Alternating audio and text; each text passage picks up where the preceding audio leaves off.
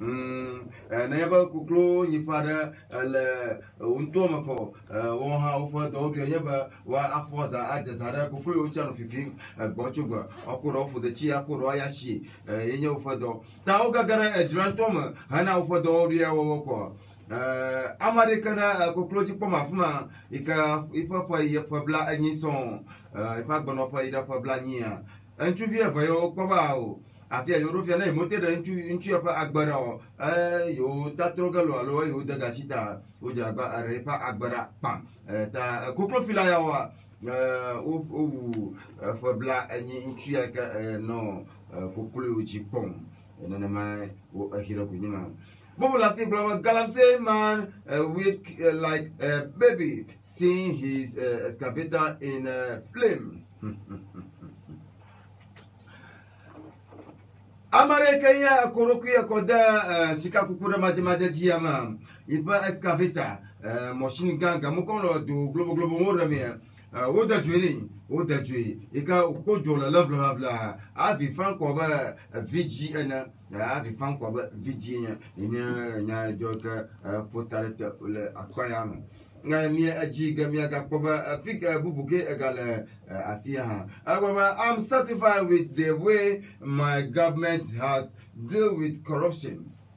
I'm satisfied with the way my government has dealt with corruption. Napa Dr. Lagbanto Ekenya Nado Danko Akufo-Addo, His Excellency ye aranya go afia lafia ya adifuna ento ya jijopom ya pa adie jama alaba aleka ya pa adu koklo atunupla sanu hohoya o afia lafia ya pa jie jama ya pa jie jama ta mokata go fils de country plateau to moya ya ma volunteer ya pa jie jama bubula fi nya go farmer slaughters wife to death over sex. A farmer slaughtered his wife to death over sex. The Mudamakin Kata, the Mudamakinka, Angomaramota, Agbadalara, Chofu was wrong, Flakwe, ye, Udrida, Amen Boda, plus Suba. Neiko of Abutama, Sukateba, Yao Mudokinka, Guminia, Yao Gododo player, Ma Ramonaha, the Keta Agbadalea, Adiaba, Costa Colovachia, Kana Kukoha, Anyoko, Ye or Ipa Agbara, Kayanya Nublaya Gaka, Agachuku Kuhadi, Mia Gagara Gogamia for Habaragatu, Mianovi Umabibo, Kama Mia Atrobo Agavai Jinami.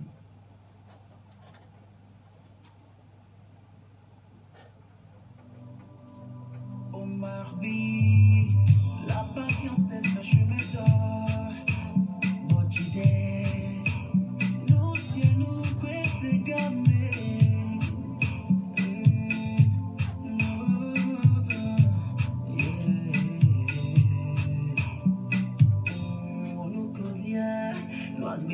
Claudia, voir Anya nous mêler,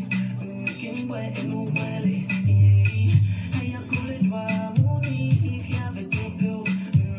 Tovia Dico, les Kaola de Azonko, et nous y'en a métier, mais la foi dit, nous dit, Pochiri, nous si à nous couper carré, Abbé, Dagé, Nabio, nous y'en a mis la tête, nous j'en besoin,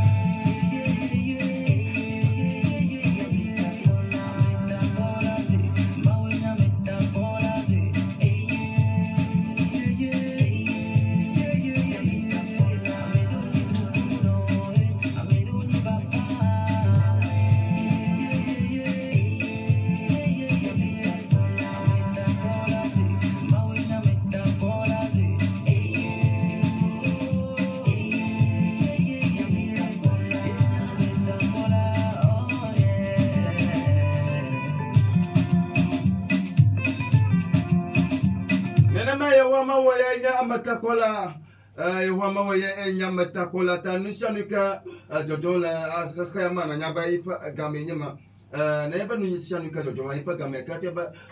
Hamusta Saha. Ipa Gami. Then a man be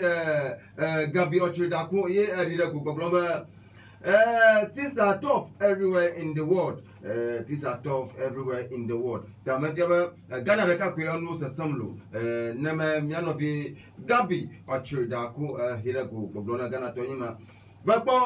he almost say Panya Glomela, but Bashago Danamiji, Caliban Homa Wabli, Ika. Hikamakata,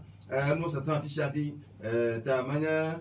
Ghana the Kaku. Luciano Playper Gami. Bubula Gloma Ghana's 2020 Health Center performance missed. Ghana's 2020 Health Center performance missed. Gloma Ghana the Lamasanyao, Ika Lamasanyao Dopa. Le appartement de la vraiment bibliothèque aleka oudwe bawa ko adaji chapa ko fa dopa le agbamari le tanu la gbalinu ha wojika kamuku bibliothèque anu share ba toto wo gidigba ko ba Nigeria femina yo Bubulafi, World Press Freedom Day. World Press Freedom Day. Journalists must uphold high professional standard work. Journalists must uphold high professional standard work. Aye boa for ye a kerego. Aba Benya. Haha go to kata nyajo jongolo nyajo jongolo fa nkeke nyajo jongolo pa nyajo jongolo miamu kana la fia ha mielem obana pa dono ayaba wa ko nti papa ye onye naneka ano akato maka mapoga ba dofa ya party A edita yo funu ko ato party A de party B na achianyu ye yo ogro aronya na marako aronya gbogbo male adoyamu ta nyata pako na ajabu ye mashama na akpobo jile ifunu fufumu na matutu ohire bunyima bubula fi security man killed in robbery attack at Georgia ke atara mianchi tututu Oba agbonujolara marika ho ye ifa dona nyeba wano te para jikoma ore ifa gbara ajubla so ore ifa gbara le miade jujafiku Afrika na ajijumia duduma tona bogala Georgia Georgia ye nonoma fondia chole Todo lo minute bla aton photo ndiga nyinji la Jennifer de Dopam mi ajiba mi asira fia la bagba même vie de jogo mi chama woga funta mi asa agbatore afia mi asoran baba o mabi na matera joga da harakama na miko mi akwa aleke mi asoran ngogbe ha o mabi elebo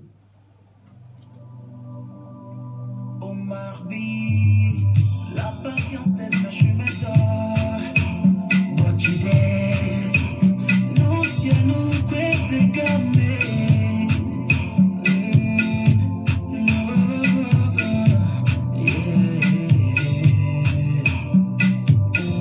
Nous cordia, nous agbe ale cordia, voir anya nous mêler,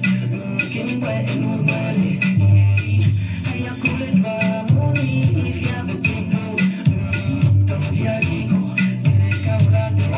Nama aya kaduna la maya hawa pasa penye mo tawa no ton viaji baraka gbogbo ba azon ko yeji ajamenye to lo mi da ko mi kata ba mi le ya pala ra ka ji plimi ikanya Jennifer de fa ya pala ji me kata na Facebook nto ma mi adobe sono mi kata yinya pa comment ha mi adobe sono ikata anya do ya ka ko mi akhlabaiya ne ba na ko na ko chokpia na ko aglo na ranchi ha Vraiment le attendre et katara. Et tu que va y a mia fo Kofi Ablore ro commentaire ragaka. Oba yonya Afrika wala US ntoma digital kaka comment on a varofia miekma miekma kaka ba mie jiga kama tumukata koba amanya le ikata elha. US to me do agbandi bokona minamaka Canada to Britain to Czech Republic to Germany to mikata miko agbandi boko puma Andrea o apoto puma makudi puma fiajomo puma aboti puma pel puma kele puma kle choblo puma mie do agbandi bokona mi do agbandina abloda puma mie duna saba puma ahuma kata la chama mi ado agbandi boko nami membe kata na la akwekle bakata agbandi nami beti officer class 1 Victor Yeple agbandi boko no na maka mako agbandi boko na zefuma apono Erica akos zeye ko agbandi boko na maka mako agbandi na agojo puma kata kanala akwekle temato asamato mata ko afinya dodo wato kata miko agbandi boko afo fiado Louis le akotia ko agbandi na maka makona afo atoko kupita mikata miko agbandi boko dada Clara sitopa nyamanglobo agbandi boko no calme-toi, take it easy, cause you are wonderful. Don't act like a fool. Don't condition is permanent. I'm so careful now. Ka kometi kamia fo Kofi Ablora arura mia agaredi kwata mia akoba aleki ha kama mia azon goba bado kana urura lafia global. We are all building in our ancestral homes and Chama is not expanding. We need a land for Chama Newtown as a matter of urgency. Aba global no bawa atu atenofa aba aduona le Chama anyaba Chama na akakaraji ka kevile fia minya gloma yo babara sala jamba yo atu tenofa na ma le Chama ka Chama makakaraji egba makakaraji cho nke jojom anyaba yo akpo anyigba de Chama plesuba neba yo atu tenofa yo atu le Chama fifile fia yo hiana anyigba le Chama ta Chama no lo du no lo kata mi yoruda wonenji ne mi ajianyigba na adua onya adufanyigba na suba yo atu Chama Newtown ready yo dodo re cha deliver yo atu Chama Newtown ifila pia akura anyigbanchi yaba achita me yo tugaro ha achia anyigbaji no ge wole ta Chama no la yaba mi ododo atoro le ka mi akpom la Facebook ntoma mi no mukaki alaba mi atobi shikabita fonola hogara kam ele majijima togi shikabita fonola mi hogara kam na biabia ka baru ka mi korora mi adire yo plonji na wa ronchina mi de karaka yata minotoji bubu ga chomia fo Kofi Ablora ka gogloma. Guys, you need to revisit the issue of Chama land. Find out which of the chief in Chama had secured the land of Chama from Afonopoma to Abo to Anyako. Please research and discuss this land issue again. There are some lazy guys. We know them by name and we know them by their family names. At the right time, we need to call them by names. Mi jababa mi Jennifer Dito so you can Chama ika onya consent citizens wo amuka Chama pongo bayi alla jijina fa via mi jabara chiara mi aga agara Chama pa anyigbanya yo Chama pa anyigbanya yo mi agara technology mi abia chito ba cho Chama ba ila fono poma cho Chama ba durabo cho Chama vaira anyako anyibo katana afukla Chama doika ukaka ro duata mayori afia ka ba akata wala afia kai alla anyigbaya adufia kai alla anyigbaya ye mia anya yonya amadwa dodo to onya le duama maroli onya dodo to yo jeshiu fonko pla fumonko ha la yi to dia yo ga pla nko va fayawo ike aga global mia ko akpeda da ganto mia akwena togbi agbonugla togbi agbonugla alaba ihai po po alama ye jaba rashi anigba garanti ika chama senior high school pla clinica alo de opo ikana la miashi de opo stu ikana la miashi la chama filapia ihai po po lama hafi suko pla de opo visuya upo anigba wo tureji yata mia ako akpashishi alo akpada daganto mi akona togbi agbonugla siki agbonugla mia adakwane anya marika majina arupito akpa mia fo kofi ablore mia adakwane ro comment va ka na roda la choka na va ya fimieti mia adakwane ro comment tota to lo mia aji mia adu vizona nyama gbagbo to he mia korba leke mia ko azora ngogbo ya to mia wizon Terolo abale kama brina afu wonda la pama afu wisdom ha la pama if la fiama nya gbono afu samiha ebaro fiama gbato no ga ko ba asiblilo alo ayible na atuga la gbegbe tutuga ala gbegbe ta mi aji nya jo nya ta gbanto ka mi akola fia o global security personnel ada ko irokui ada shika kukura maje GM Era que ata va wiba achetu yoli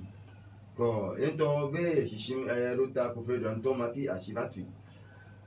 daka hafi oba security personnel national security manya amabechiko no ba national security maraika anya ntapola mareke mafuna nu mareke neba ukunga glodo joha maruki hagaragu agloba aya afi dole nyu taka mumkata tatroga wa alu ye okogoba tonika habo wa ajeji awi ne manya national security fa donima akame akawe yo national security personnel ya ibun nika nu habo chila dukonga ya gbo aba dogbora o ifila fi ashetu afonda ma ku gba no gba leki na koba national security personnel wa awoni leki na koba awoni tom ja sa da afe afma nya ja ma ku bodo na mana ya fa nya sala o kaka akpori nya fa zuko ya mani na no li ka nya fa ngogbo to wo ma yuko ma zuko ya ma megbe awe mai ka nya da dinono ji pola le zuko ya ma ni ka mi ji na zuko ya mo a aba we banka o we ba won na alan klo nya ba shika kuku yo nchi a te faro li na o go papa pere jana kwa ba nya nke shika kuku mo ba we chi yo kata o gbe na mi ga ke nya fo ye ba ko ro ki fo de ni yo ma bia bia ko jim ma bia bia ru ki nya ba nke ata wa do mo ma o ka juru do agava no to ma o nke awi de bia gba to ma ye nya pa da di no ji pe akola de no jagbagba se ka atenwa ku ko ni se ka li akuko ni ko na ku ko ni mo ga global anya da di no ji pola kwa oba o kama na wo popular mama ga we so ko wa ra shi mo we no ko akpa mo ga kwa ya nya de no ji pola ta ogbo ale we to go mo yu ga ka yu nya do wo pola ta maga we so bo ko sa ko ku ni no formal bia afu wisdom ebe banu ke ate we ba mea ikanya jidudu dola de no ji pola na ga kuruke ya ko pura galam sima to we just like when no ko biata akwa mo to ha afu adam ale funya bre kuma no fi agoba ga ha mo du ko ya na masugo ina ba ko go pura mama na ga fa ba un kuno ba ma jo fi ga go ya ko lo ya ne to we just ba on ko ga ko lo ya ne ta ngon to du ko ma go so mu mama jo a to ni ato ga ya wa ga ko ga ba ko so nya bu ma lo service person ta maybe issue ko ga ni ha a be ga lo ko po ala blog agbogbo atlo ga sami ga nya fa ta ko buta no anyo a no ho to ni no to ko so to ke maybe wa fi ya wa nye wa ga mi agora ma wa ta tro et on va tabler. Après, avant, Sami. Comme il y en a. Il y a un nouveau moment. A global fiaba, anya security personnel star, ka oko gare oko tom gwa fiaro ko, ka gidiko, anya miga bonaba tapoke ka kamera afopogenu. Ni ya na kwa fiare meru nyamba oga global na kolo na ba filokita. Anu awom oli haba awom, ye don confirm be won, do ga haba oga ba na ga kolo ya ba filokita le kota. Ayo, talk with Jasper. Anya Nyamasa Nyanzi, our Noble security personnel, national security, and Yata Pama, you Yamako about the Jubilee House. Wo Yamayoka Dongle, Miapa Duplola, La Fagoji, Gaka, Duplola Yama Yaika, Galamsenu engine, Yangchi. You come a more domla open ga, over Africa and a domla. Wo Nanyamaka Gavano. Shikaya kuma nyata ni masanya wa pamala gbe awu nya mai kana mu shika kuma jaba o na aroshia moji mo yo ke shika kuma na kungo ma na habari mamu ola mamu aklo yire pomi ka ka won ton hana ga shika ma kuma nyata fa asa ajaba o dola gana ga ka o nya ba me ya dom la Jubilee House ta yi ka dom plo duplo la ta nyata fa ni lo kumya ni no ga fia asa ale o le ba sana kuma me mate kugo o la ba o le ma aklo yi ponge o ga nsitiviti ya o ga la ba funya abala funya gbe na o ga ga ko ga to te pare ko bo mama o ga da shin samaro ko fi fami sale le Ghana to ko ya mo sama do mo ayo na mama do le Jubilee House ko o blog ba o do ma yi o ga nyare o blog ba o alo ma ala ma ye do alo this sort of thing alo ro do da fi aba na be o le ka ma nya ba shika ku mi o ya alo ala sanya te fa to ma do mo donc bien you know ga o ga shidere mama nya na ga no nyi nya do mo abari national security na ayo nya gbe sheli ko je banka o ra o sakire do ma shire ka o de o mi la o di le do mo no di le do mo re o plo ira bon ya ha to ni apa Ayaba wa flow ngam awo flow awon wa adire do shire ka plus ba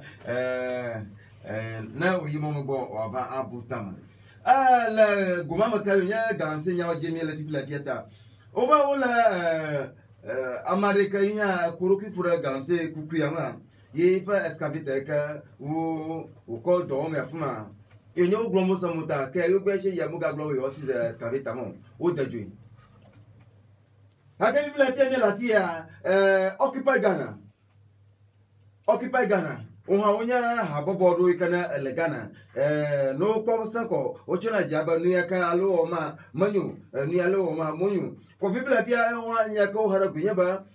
ameka sikakura majamaja jipa escaveta utojue mala sanu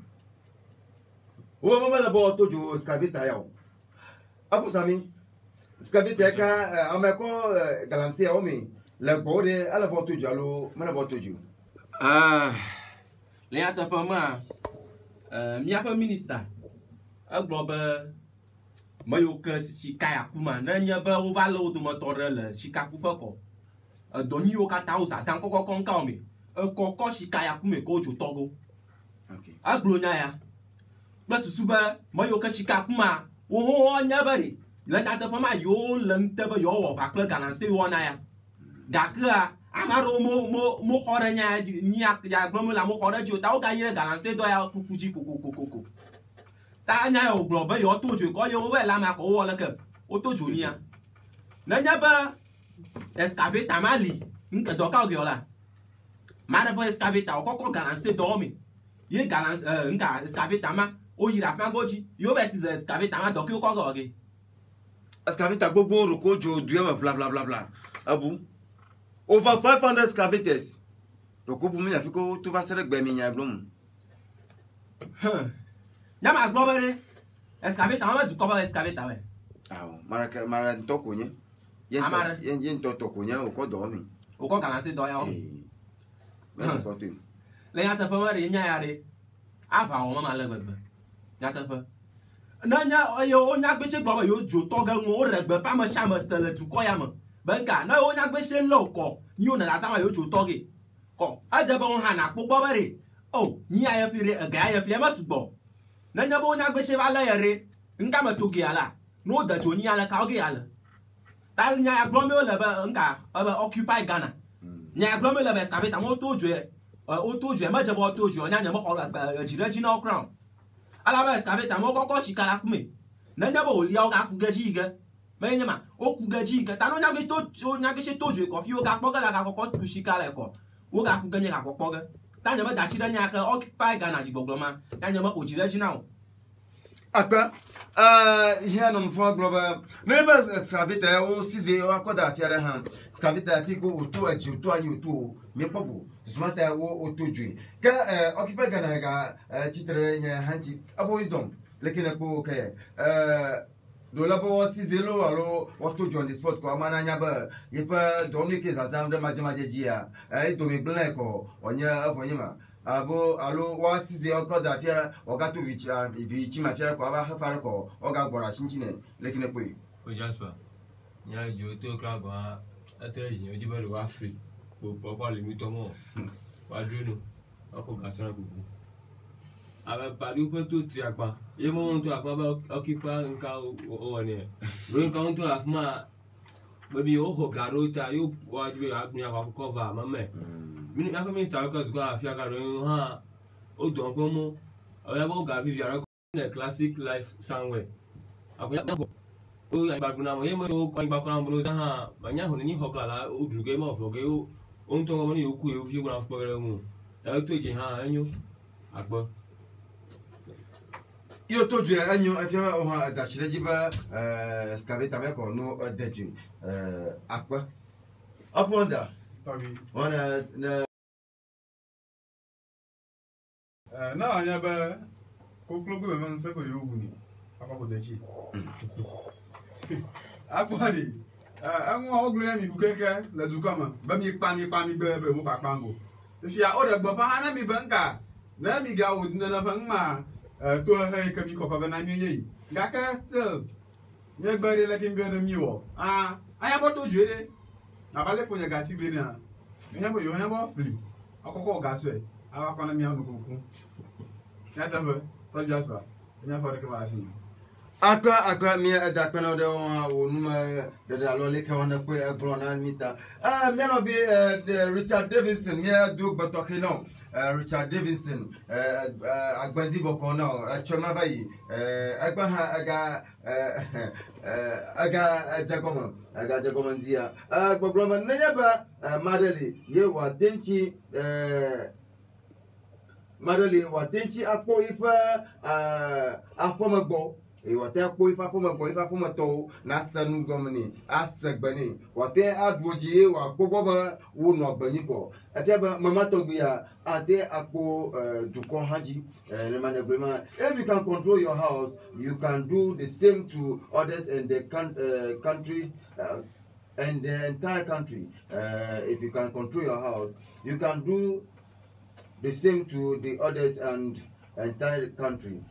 Never na tekpo foma boko atenchi akpo amamle ho agbo ele duoma duko kata ha ate akpo bo roko nyanya ameki na woni yam. Okay, la global good morning guys. Instant chairman Jennifer Radio, keep it our chairman must shine. Keep it our chairman must shine. Me aba chairman akeklega ye me fa tie ko de me fa ta chairman akeklega maga ti kron chairman akeklega afo Richard Davidson akpena no to jina me tobi sikabri telefonola yoga na me yuko ifanu magnyo mikata miestega aleka olaha mikata mi poga apoba alekian mekara that's their profession. What you going to say? I got a portrait for the Drantom. Go apotorica for black any. If I am a vacant, I have a local form of a cocoa, mother for blood menu.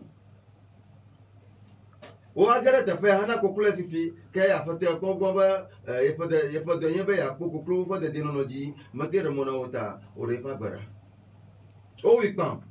Ori la pra. If la fia achie tu avonda. Sorry. Nkimi ate wona owo fila tomato fila sabala fila kokro fila yawo. Yakina tabla du comme vieux plat du vieux plat souvadi. O ti dora o adashi fifi vieux fifinchi. Tom Jasper. Akbe nous de capi notamment mami yebeli. Ado. Bo do wala du kom. Jidudu inava ba o migati je no va. Ma do ko revinami. Ma do ko revinami. Onyamba jidudu ma do ko revinami ota. Nyo ba okay. Ado ke mi aso ten a ha vilinami a. Yo mi miele. Te mi ve so ko klo fifi. O fifi ko do. Nya we nya ko be po nya ko ma oji. Ga ke ni tama bumba di. Mama ha de susu do. Pa ju asala ya bana ko 5 series na mi feel like. Ba ma jak pa ma troji. Na ma po na na reji. Ye nya mate o nwa de na ko ngba bu de ga ko be na ma. Ba ga ko na mo because nka ha ya ke na ko ma troji ma po na na reji a. Na mate o na ka chonchi o. Ya ka mi feel like ya nya no je be ya o. O ba o yo ko close you ko so you so. Yo ba no ma ko close. Ya abade o fofo pa gbeda. Feel like ya nke ni o ko so na du ko ya ma. Adore kama we. Ku via benono. Na banya ya nyama dore ko bu. Na na nwo ko mano sa ho do jo. Na za do ko na magara fiara ko na ko gwa ma ko ga. Na ko ko ha ma ko ga. Na wo ha ma ko ga. Hey na wo do. Na na via be ya de. O jira mo ga po ba o mo ngbeglo. Because jilaro lia, no view ngbeglo ha na ba you mo ngbeglo ko. O woni jilaro la be ma woni gbanya do. O glo na ba yo you mo ngbeglo ma.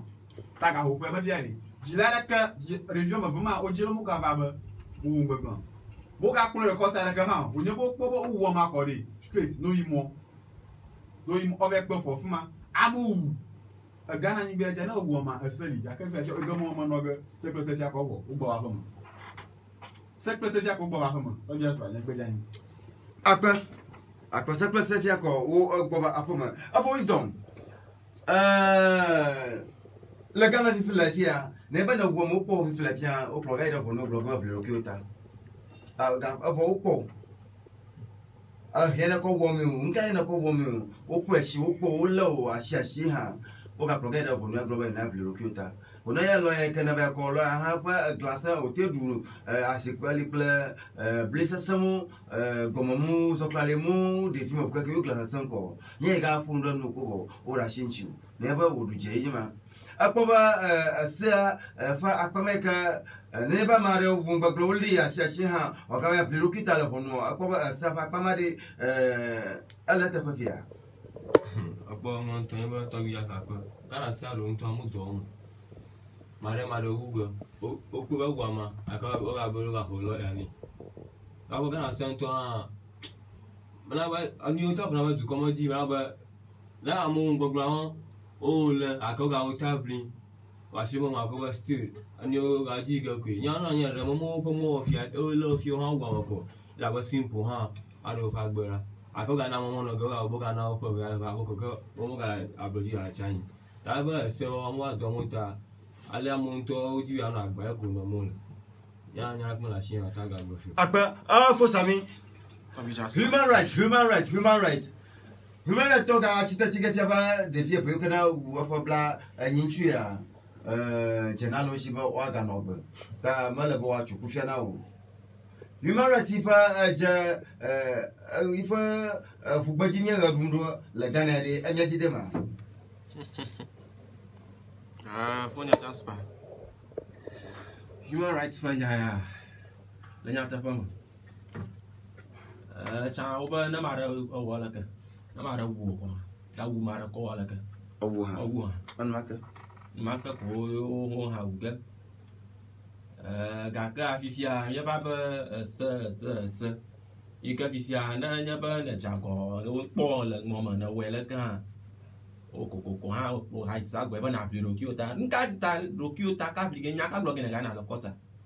nya ka kun blog na ga ina on to po le ngoma o po le acta mo na wo ngo ga ko ga ba o ga va court na gava biro kiota susuka ta ina woni aro nke do ye na we okay rawahi plus susuba na nyaba susu ya ta na wo nworo na nyaba o susu ole authentic alo ni ata na wo nworo na man onya na ike o man like to mahi malang ta fi onwo ya sa gomana lo ai ai da wo mo len ta fi wo na ro fa go jia na rema be wo ye mo len ta fi wo plus work sa nka to re o ko go no ro nya didi ye ma ta ro yo gbo bo vacot na ba biro ki ota lo ya ve ka human rights nya ya jojo mfia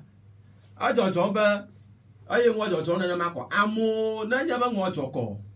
wo owo ma la ka gbagba yo kotiga na yo ikota ate job human right na favor yo ate job human right na o la keta o yita yo no nya la ka ha mo blogger fi mi asa gomena mo human right yo favor ga ta yito o la gbono na aji no nyi o mro o yi ga da kota ro ina mo vivi ga ba o ala yita yo wo ga ya lo ala yita yo wo ga ya lo la ha ma o mo agbona jojo ga ba ro gbona shira ga o ngba no yi ro blogger okay because of this I attain away raw ka okay instead when I know more number of days ka alaka okay we just sweet away raw ka you already know or now less number of days or weeks allo years you can no prison that human rights if I fire ka va fear you go nya yin ka emblem le nya wala gbagba acha na gwo mo ko la ba wu ha na nya ba na gwo mo wu ga su ka to ha na ma wu ga ro na woman ha wuga there is no way but the one na ma wuga ala ba no nya gbe shela uko won ku fia choganu that human rights ba fire o va fia anyo le goru ma ka la nya ta ba ma goru ma ba nya jidemu akpa mi edakpa no mi jiga mi alavi Richard Davidson aka komo duraba those guys are not thinking simply because they refuse to use the energy given to them by God. And I think the area authorities should ensure proper punishment, not police. The dear for you can have a blanche agbada, a carajiba, motamabumu, tamabumu, Akaka, more than the joint of Mari. Mokana ntoma fuma ya jicho shiba wotono ti to hekana janedi mo kono kamuka prokweda covid ogo kama ma yojidago aba useless so called human right is destroying our lives Oba human right alo Janaika o ho no joko chitraba yoy la dukwama yiko yufa agbado mi blam yiko yufa agbodo mi blam we ba enukata imala rima wo ma via o ga gbogba no ida von drop no over play orokita here ga ije ga global guys. I think we should forget about mining in Ghana. Let us do something beneficial about Chairman. Do you know why we have water and lands? If they decide to destroy their dwelling places, so be it. Abo Richard, yeah, that one. Aba ko to mi rashi sika kukuma dimajeji fa anyaka aforata kakeo mayemia mi ko re goblonchuncha ajicho mi asiba mi rashi nchi. Re suita ba mi o chame miele. Mi akome pa chamabo. Mio anigba ala miasi achia momon babawe ala miasi nebo to driba Africa yole afma nya yoda afma yokora dudule egba fiana yo to si akọ afma yo si to ga ko benya yoda yo dri papa yo gliko no yo fa doji no glifa mio chamimile apo Richard Davidson me atakwa no ye me ko onya adem la minute ya toma mako togita pono la kama plasuba mia akpoba anya gboka miaruda bebioka miaruda bebialo tulutu rocho mia fu kofi ablorebo ne mia akpoba leke mia azora gogbe ha o mabi leke le kajinama aga dere karama na makpoba leke mia kono gogba plomi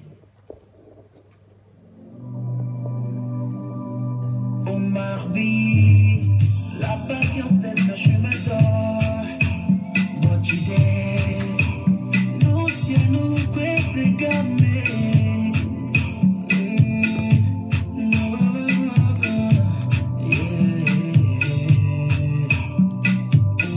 On nous codia. Nous agbe ale codia. Voir Anya nous mêler. Kimwe et nous valer. Aya kole dwa muni. Ikia besebo. Viadico, ele kaula de azonko,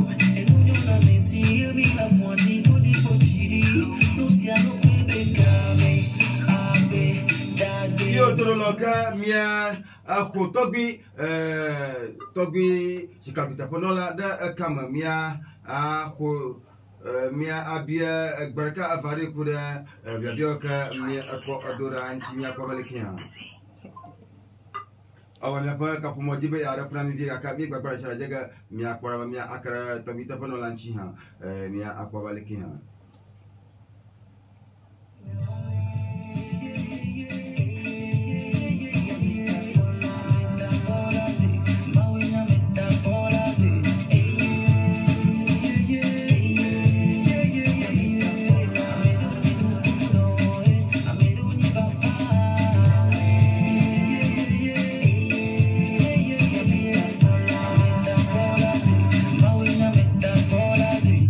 mia ako togi da kama togi nano agbategbe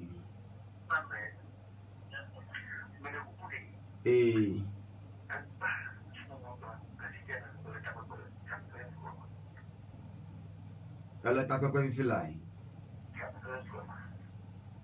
la chama second school okay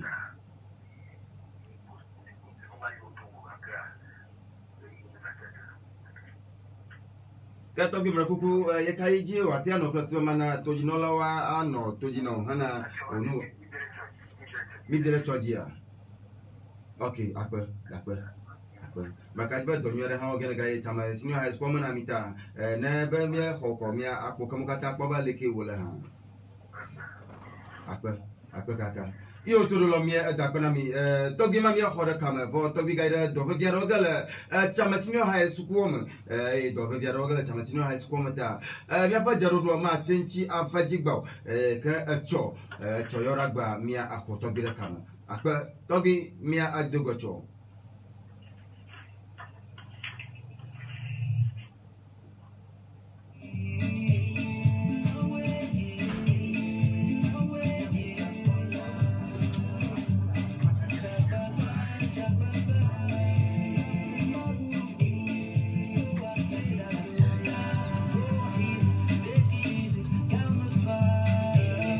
Tolo abale kemyo tome siena mia khotogira kama hafi gaka tobia dubaya aruja glimi ya ranna ka faru manami india kura chamanye bakla mosinika ala mioko chukata jiruta paham fora kapla nunya dudu kana o oranchi anyiba adunyigba ke eli pla afika mi atia kwani barele hana ngoido mi afu ku fi ablora ha ko biabia lo toro dara ayama plasuba mi akhora ka baro mi aru to bin kuma kwa leke wa run chinami gaka jogbeto alo jogbani na dua meti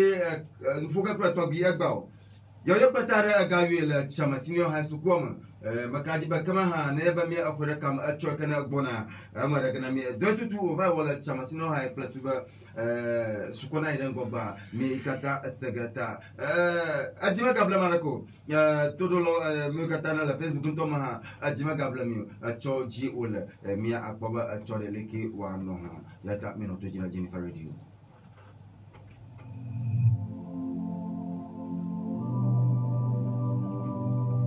Marbi, la patience est un chemin d'or.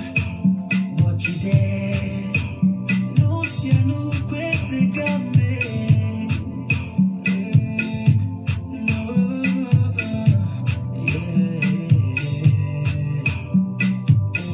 On nous codia, nous agné à l'écodia, voir Anya Benumele,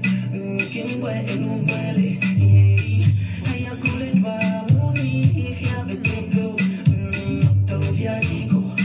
Kaula de Azonco, et nous n'y en a métier, la fonte, tout dit pour Chiri, Luciano Quebec, Abe, Dade, Gabio, nous n'y en a mis la tête, je besoin, Oko, Omega, Achoto, Polo, Sukulu, Nunya, Amobe, Nunya,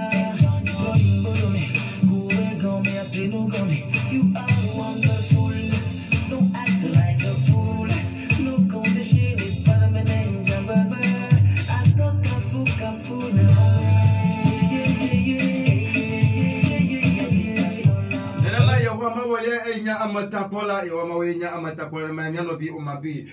hagbaro na min diema tolo mi ajiga ba mi ako nyajo ta ka bugo mi akpo maraba lekea tolo ne ba mi arun kuji nka ko katama nyagbe kana la internet ya jia yenye ba face the country ka le goyama ala ka mu ba jima ba ha na puma bara bana miano bi ka anya ampila insawam aboajiri intoma adogo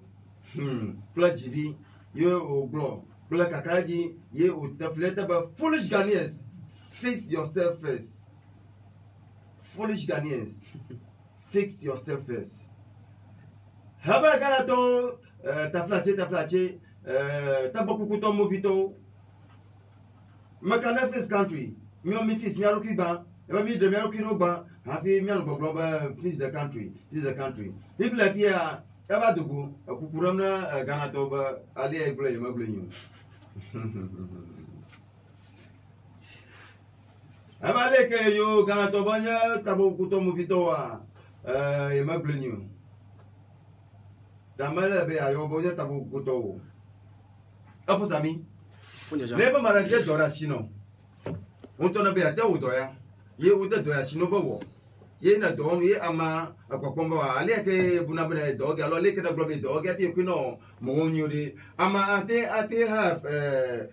nusama te no mama si ko te agbono bo do ma ale na globe o ge kwino ta ale ke be wi yin wi ala ama nusala ma le si o te agbono ma na o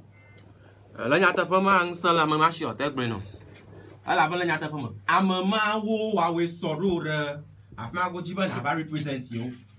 na handu ngo ido over you pa duma ga kana onya ba na yira afma go ji ke do yo ba na ba wala afma go ji ma ten do ma tutu om na mu ten jaja pom lo do ma nwa there is no way ba no gbo no ba ta o ala ya yo gbo no ba a wo do e ma wo re nwa na po ji pura mu nwa de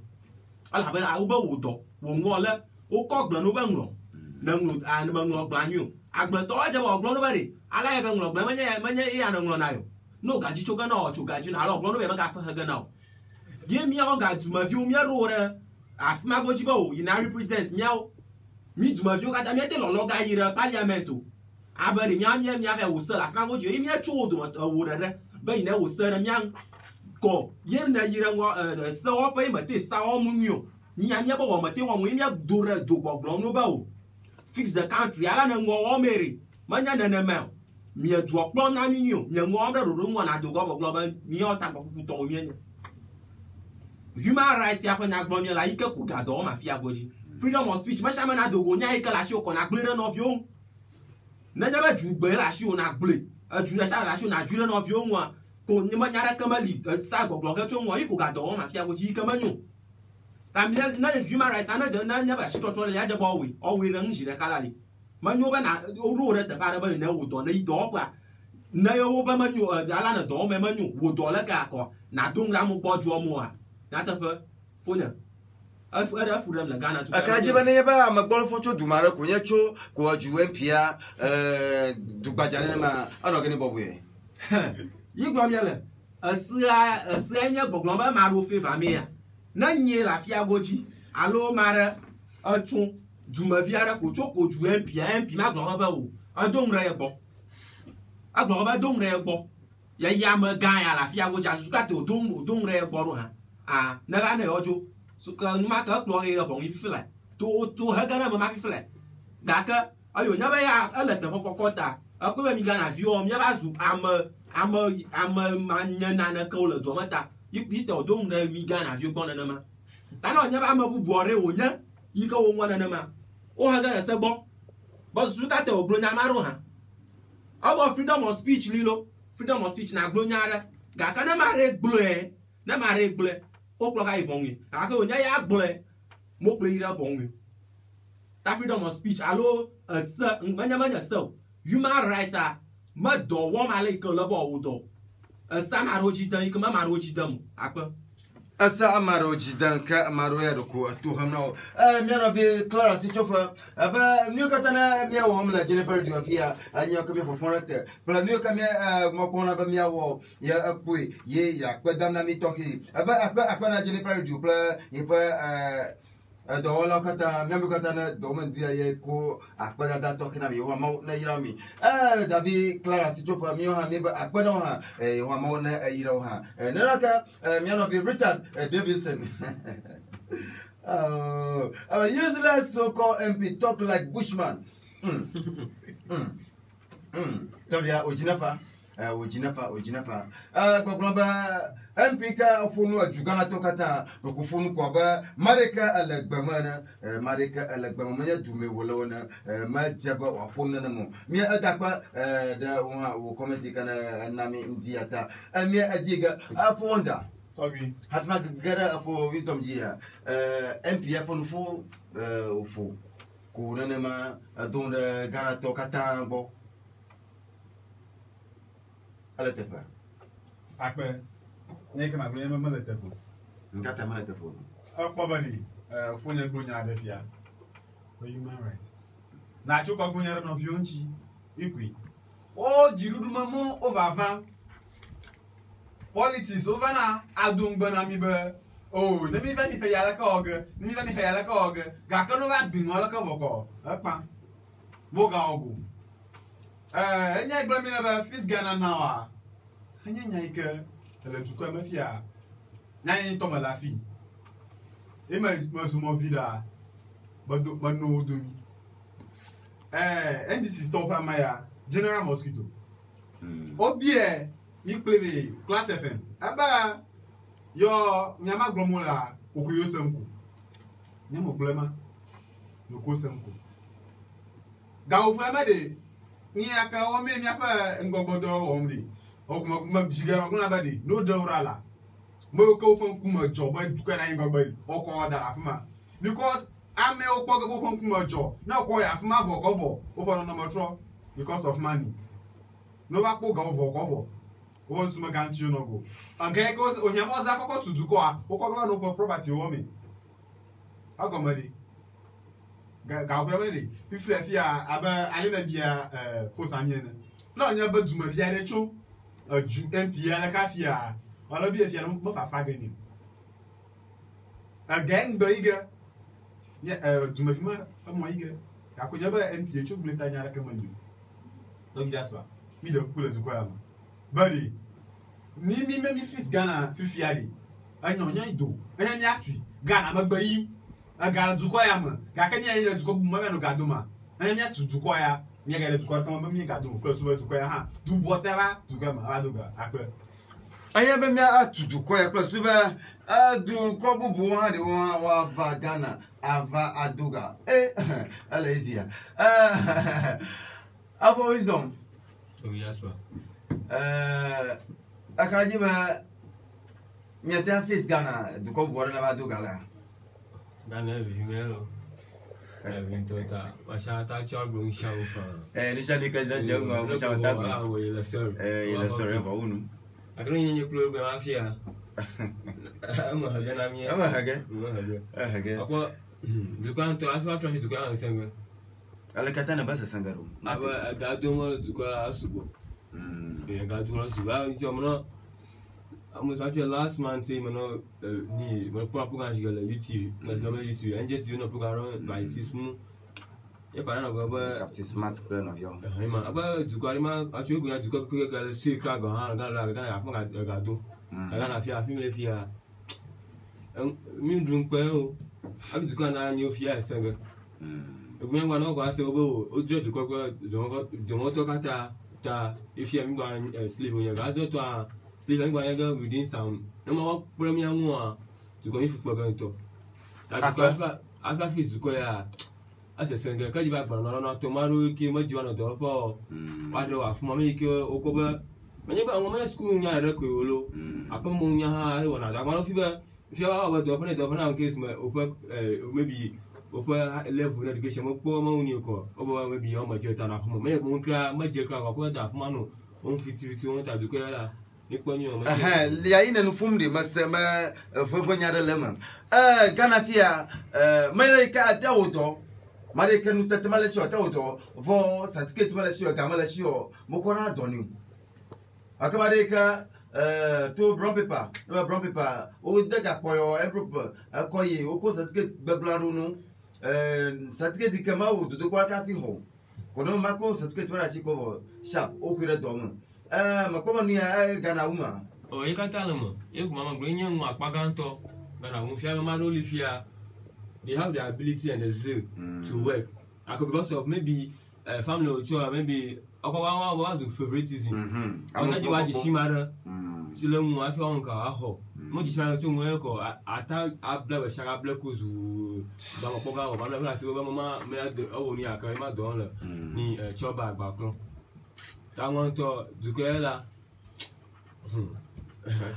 Apa mia akpoba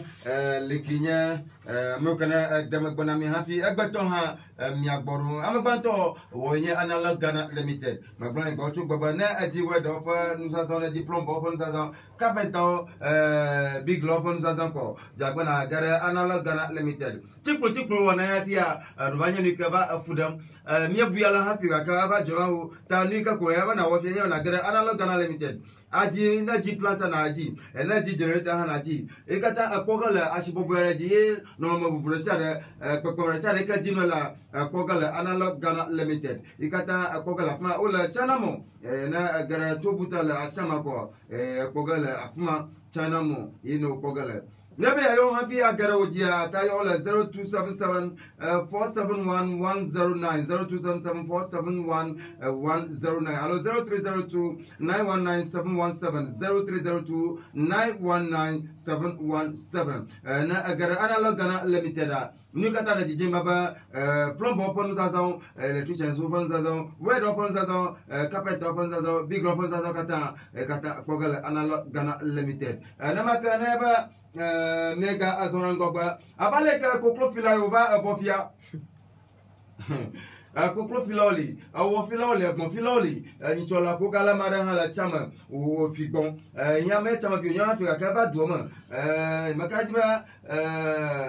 amababa anoipa akpajina magbabo CCTV camera iko na face da akhofa jogi je fiaraku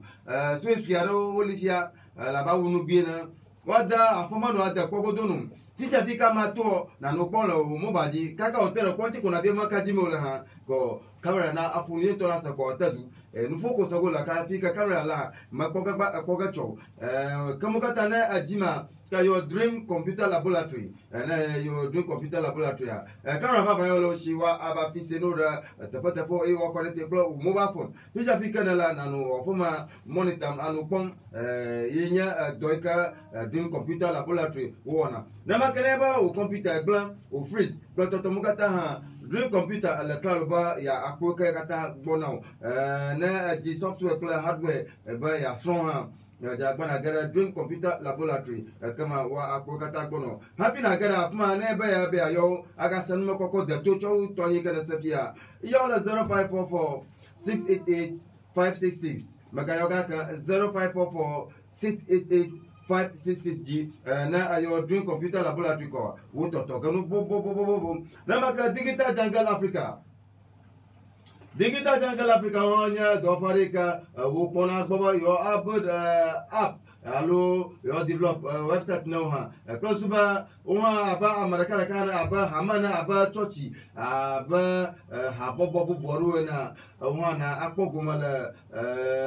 internet yaji na akpogumala internet yaji bibla pia asita chafia internet yaji ulata eba ha na akpogoba yagara internet yaji ko kama udona kata azotu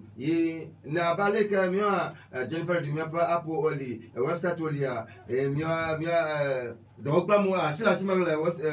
internet yaji ajagba na yo 0543 572205 magayoga ka 0543 572205 na yo kapmo desia akara Digital Jungle Africa pa tanopa alo domaganchi kama wakakule miaudo ashila shima fisha fika neba na va odo na ya woganu de dimata mutoi namaka sukura kai ka ko na te ade alo viola de ikale ka yamana computer mo raunton chia fia si le maji vivi nan konya sam la internet ya ji anya kom la internet ya ji na maka an konya sam la Jennifer Radio ji ya sukura kai ka ko viona de alonto na de e na mo ko jena na ba auto la Jennifer Radio yenya J International Computer School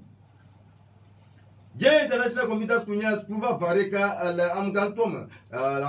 kata yenya suku ka ji masama dashiro fikena ta ko suku la Jennifer Radio kom le papa kuma di fo ma fi le chama moto na ayo ka fumo jishika moyo va fia kanya 0543 Jacoma na yo 0543 na yo 572205 currency 0543572205 na yo sukuya tato ikanya Pato Richard Agojua myaururu da shada don yeba happy na dogo sukuya laptop reka ashio suga kaka na dogo J International Computer School laptop deka ashio suga ronge ba me apo gogo ke na sukuya dago atanya jinoma da atanya paraka achoni ka onto na dibi aso pra le kana dibi aso ta na da sukuya na wunu ko computer alo laptop deka swasio plus ba ohana bano asia limaji apam afi anongo ba pom J International Computer School nya sukuva panaka ikana ta adele chama senior chama Jennifer de Poma Fico kama oha ate auto asila asima mago bona sister peace na holu na maka sister Agatha ko bondina na maka agbadona mi aga ina sister Sarah oha le chama afi madu agbandi boko na mikata comment pour la fima akwaba comment Kenya ha ya acho Digital Jungle Africa wow classic work Jennifer Radio, classic work Jennifer Radio. I love Jennifer Radio. We are Digital Jungle Africa, Ashama branch. Work, good work out there in Chama. Jennifer Radio, you are the best among the rest. Digital Jungle talk panya global now. Oh, nyola internet ya jita mi akosem. Oko global dekom Jennifer Radio la. Anya adodua yomu kana la asama pa akpajia yonya gotashi aruraba miapa dona jemiang bubulafi good morning Jennifer Radio guys, we are watching you live in Tema. We are enjoying the show today. We are enjoying the show. There's no today English igwe me nya degu me sama fama aji the galaxy water ko na manu anya jima tega ma agbo ha English igwe wana mi ho agbaraka ti o mi anovi o ma bi gbo agba o ma bi ye la apon na mi ye agbo ashiremanti bibi mi aga ho agbaraka ka mi atrobo minute bla atoy poto ndiga sikeji mi mi aba But you did. No, you know, quick to get me.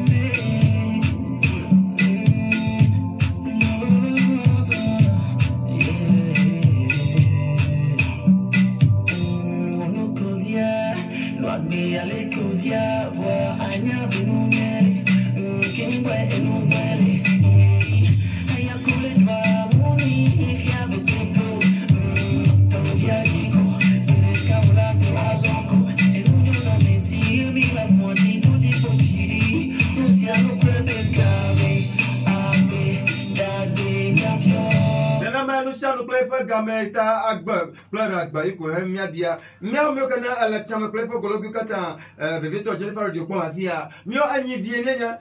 Anivia, ma follow love you. Can Agbo you fana, Anivia, ma follow love you, can Agbo you fana. Tamika Mia for Agba Padi, Namila Bako, like Chamado Akaklaga, Yamaka Jimania, Pukura, Chamanibanya,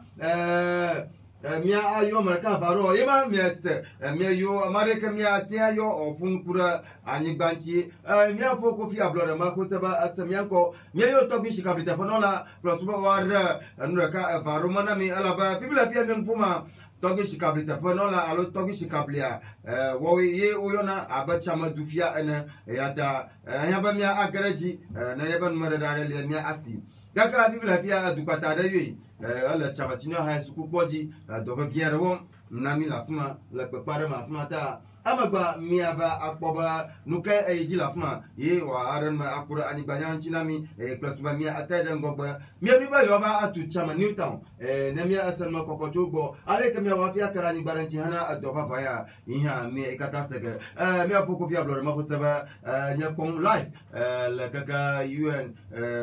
du komara akwa na mikata mia soso garan ngogba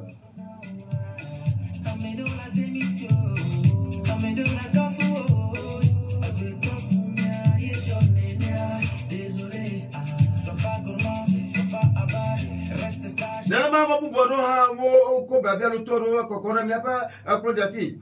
maraka bobloma yojiba yo akpara chama donti yojiba yo akpara donti gaka yo nya hoto e kona zaviji wo ofuna finita myamana na duoma veveto do paro haboboro pla maraka karu kana la duomare nuke o mamiele nuke o mamiele otoshi miapa chama chijudofa otoshi chijudofa oba chijudofa re vireke koma dola lama chijudofa kana la chamare vireka koma dola nuke o ma gaika pmachom o virera koma sukate o vire kpono sukate mo kpomoro korani kpomola nani na molanti ngoko ome como kata onya bebioka mi dadamra na fa konji mi gagagarama la matijima mi gagaroji kunu gomara ka faroklo na ya mi ha opa nunolo akobe moji mi onto mi asofa gba mi akofa nkum asofa gba plasuba oba nyatonu ya nyaro hala na ba wo aba funu ifa amike mako nya hakaruga na fa via fa vi fa ifa amike ma yila hakaruga na marado hakala ifa fa mafia ba fa via aduduma ta ne ba funu ye mi sema ko mento nya gaba ale ta majijio mi gagara tudio do fa ha aha nolo kana la fma mi motorobi moji plus ba mi akunu komo na bire ke koma chama dola la chinyoma chijudofa mia akpo namaka habobora ka barola adoma ala dubu boroma habobo wo computer lab oro library oro otu gazaho otu tapan toto na adu ka mia dare nuke habobo kana la doma awomna duo ikata mia gagara mia baba aleke aleko habono toro lo mia ko mia pa dorobe kama mia azora goba hana adu ya tutu atu Digital Jungle Africa.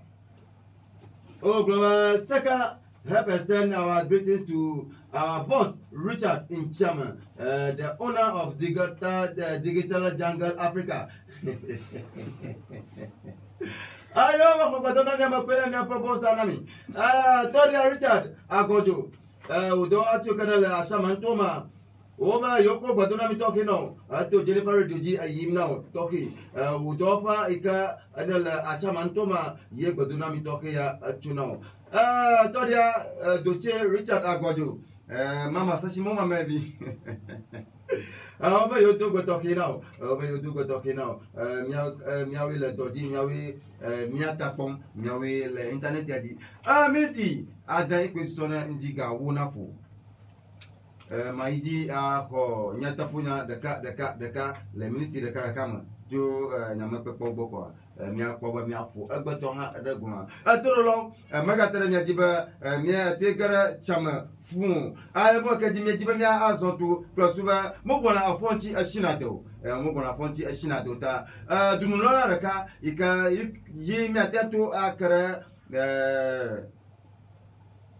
ani banyopa amikima ba yenye dufia fifila fia yenye dufia tapo no lata mia atu ya maji afia kara ani banyoji hafi neme to ya maji ya afika mia kaya alieji atu ya mia akui ta magatra mia jiba mia gara chama duomane na magbao kaka alio bajo nye meyo tobia miti karanchi me karanchi vo mate opu na mi ala ba aga do heviara of ta michu kami acho yora ba ro kwa jina mi ba ya mfuga nanita mino toji mi ala for Jennifer Donchi Facebook live ya ko comment to kata mi adu izonu ne ba mi pa ye afi commentaire ba acho mi ati so ga bale ke mi zo mi afo ko fi ablo to ajena awo sami na mi onya ta punya mi akwa mi afo ko to radu ayo nyai kuma jo ma gblon ya to we na bari tɔtɔtɔ míadzilawo enya yo dzɔdzɔm le sɔhɛwo ƒe gege ɖe numanyataŋuwɔwɔ me fififi kple tɔyome ɖi aɖewo ya wotsona míadzilawo gbɔ miabe dzilawo ne míaku míaŋutɔwo míagbɔ heyiwo ɖe tsona heyi ko le miakɔ ne mia viwo balele yi ko le miakɔ ne mia viwo míawo abe mia viwo na miete kɔ ne na mi o mi ke míaɖu awu yi míado míadzila ɖo me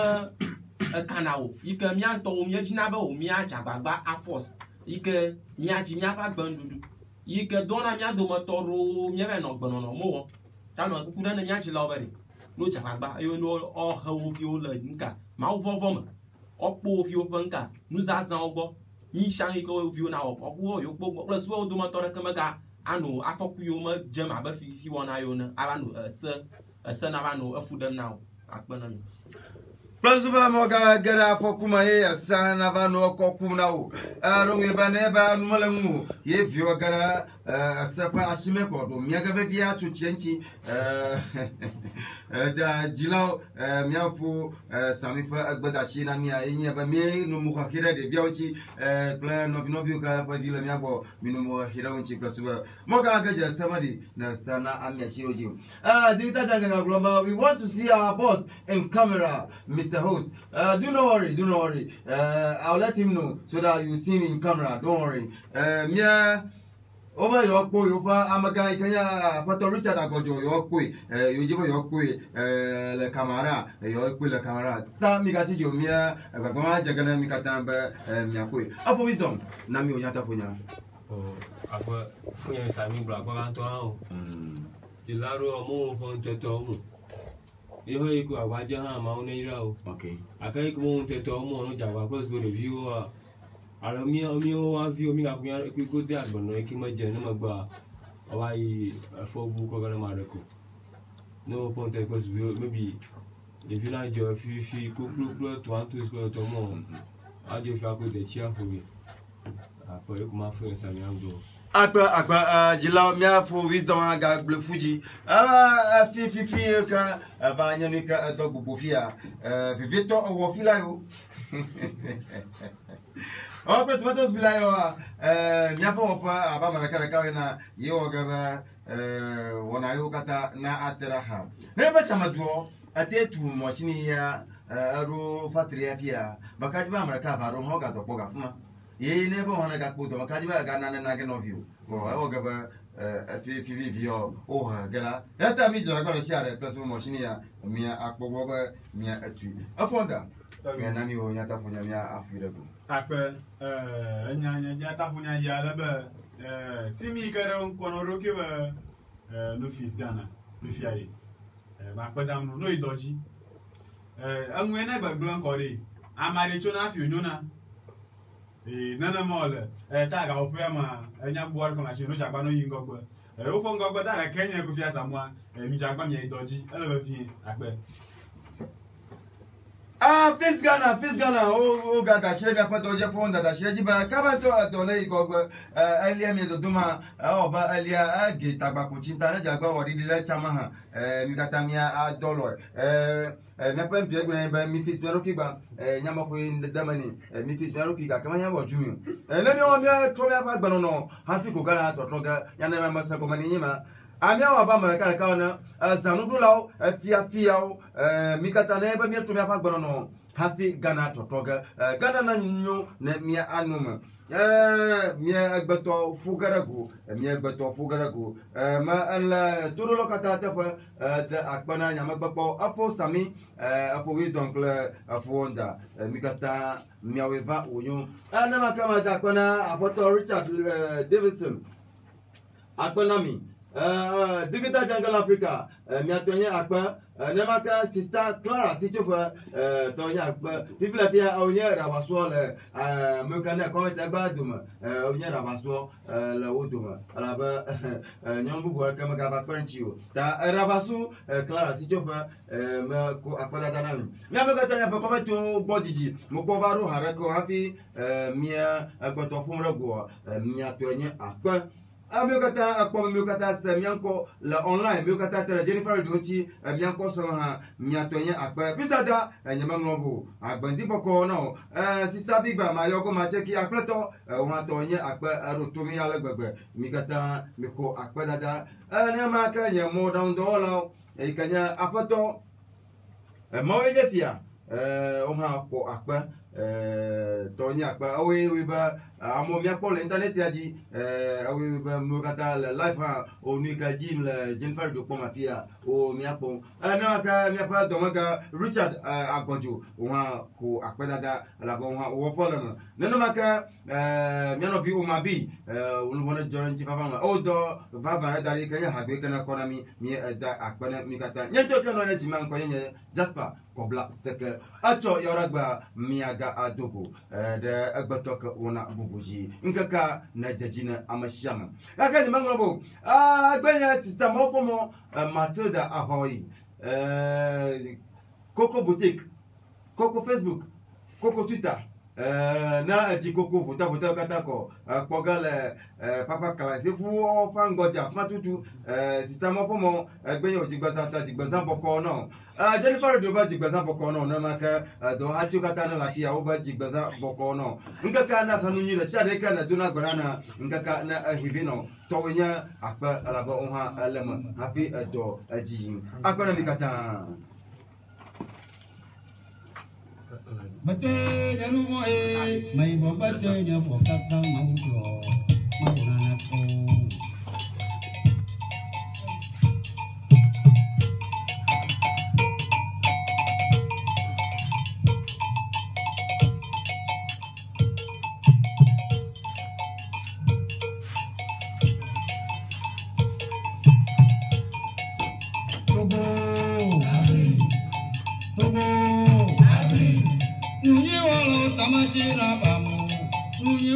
Tamachina bamu, na uwa mauku